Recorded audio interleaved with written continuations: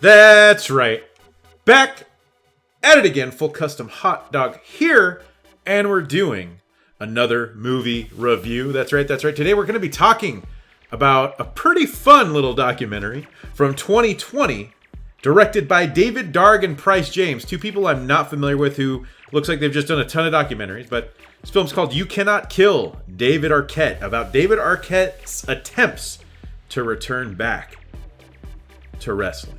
And with us today, I have wrestling enthusiast and fully knowledgeable winner of the Macho Man Randy Savage Scholarship special episode. I wish I won that scholarship. That's dope. You were up. You were top 3. Yeah, I know. I got pinned. Yeah, this movie was a hell of a lot of fun.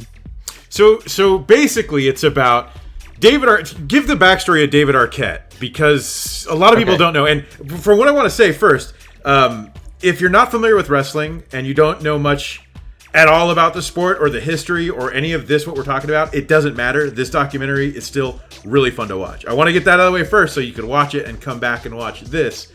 But go ahead and go to the backstory of David Arquette. I think it was 98 when Ready to Rumble was going to come out. And in the cross promotion, since it was made with WCW or World Championship Wrestling, the booker, or the guy who plans the matches and stuff, said, hey, let's have David Arquette win. And he didn't want to do it, and he won. And it's been a stain on his life for the past 20 plus years. Because it was viewed as like an upset to wrestling fans and to the people who were there working for it, right? Yes, and even the wrestlers and Arquette himself were like, this is a bad idea. It's fun in a movie, right? Yeah. But on the real show, probably not the best idea. And what didn't he have some name or gimmick like Holly? I just remember in one of the clips he comes out talking about like his Hollywood magic or something. I don't recall. I think it was just like little nicknames they would give him, little monikers. Yeah. Like Hollywood Man and stuff. Or Hollywood David Arquette. There's a lot of like throwing Hollywood in front of somebody's name when they go big. Right. Sometimes it's a dig too. So. Like Hollywood Hulk Hogan when he changed over. Or was he just Hollywood Hogan? He was both.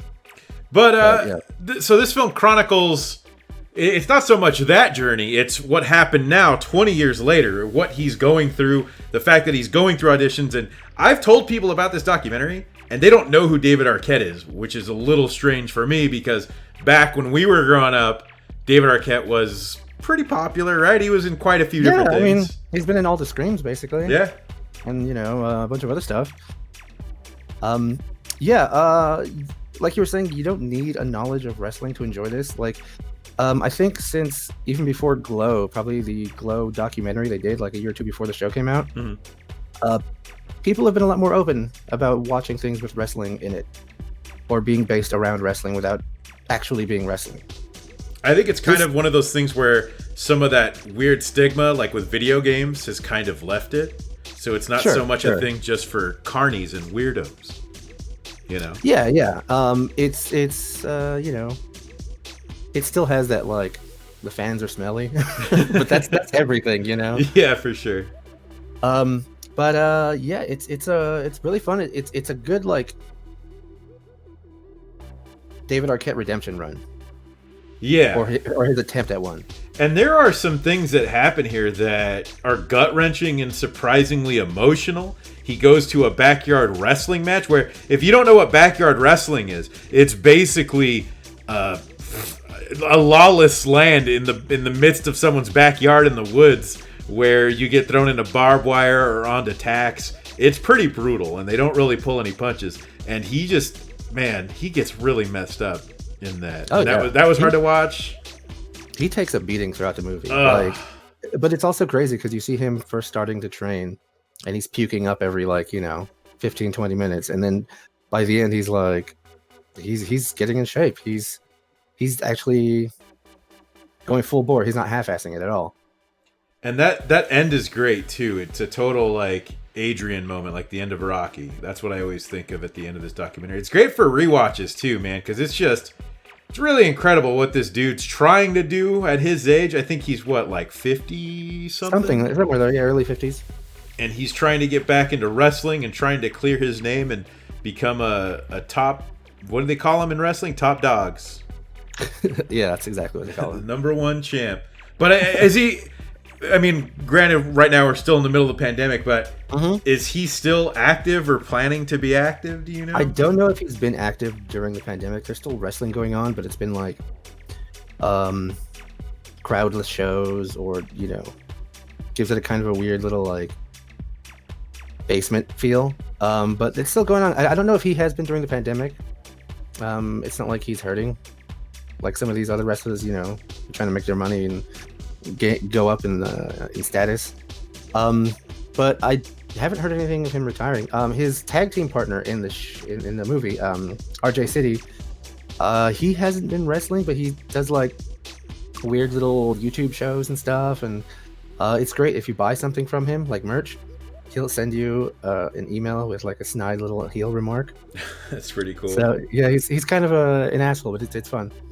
But it's all for the stage, the show, right? I mean, yeah, he's not a real asshole. I mean, he probably, maybe, I don't know. I don't know the guy personally, but he seems too charismatic to be. He seems like a nice boy, from what I've seen in this show, and like I said, the journey's incredible. Backyard wrestling. The part that gets me is all the Tijuana wrestling stuff, which almost made me. I don't know. You know Drake Bell from Drake and Josh.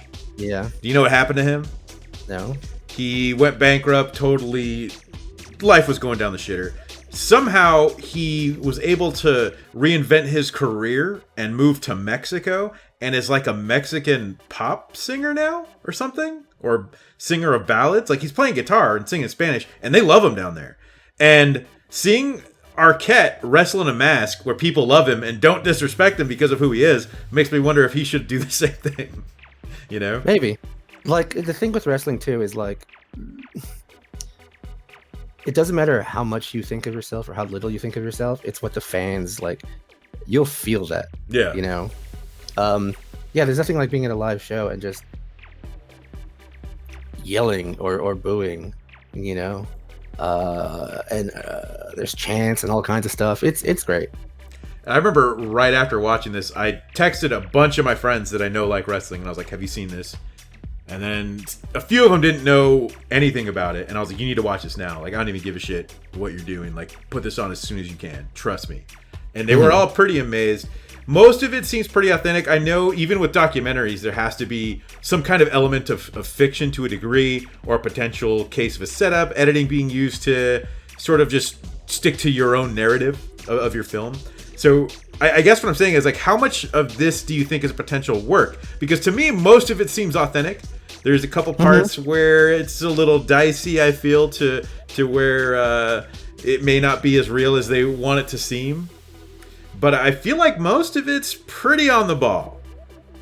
Yeah, I know. I get what you mean about documentaries. Like, otherwise it would just be watching footage. Yeah. You know, raw footage. And so, but this has a good tone. I mean, I think there's some stuff. I wouldn't say it's quite like reality TV, where it's like the producers say, "Okay, we want you to do this," and since we didn't write it, it's technically reality. I don't think it's at that level. I don't think so either.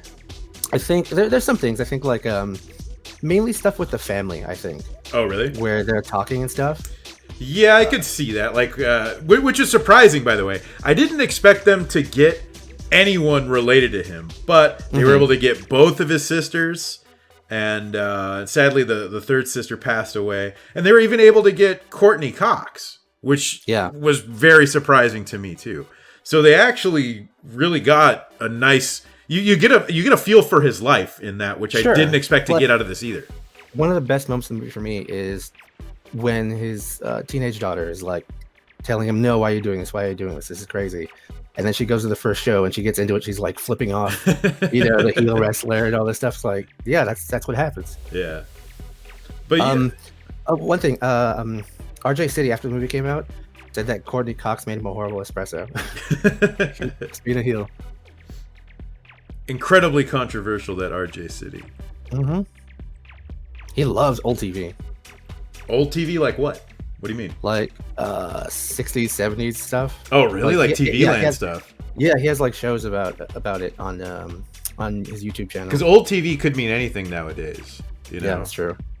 Which is crazy. Because aren't they showing reruns of... I'm going to go on a tangent about like what's being shown on TV Land. It's the best to avoid it. But bottom line is, the truth of the matter is, this is a great documentary. Very surprising. If you don't know who David Arquette is, if you don't know what wrestling is, doesn't matter. This is going to surprise you in a lot of ways, especially when you find out David Arquette was a movie star.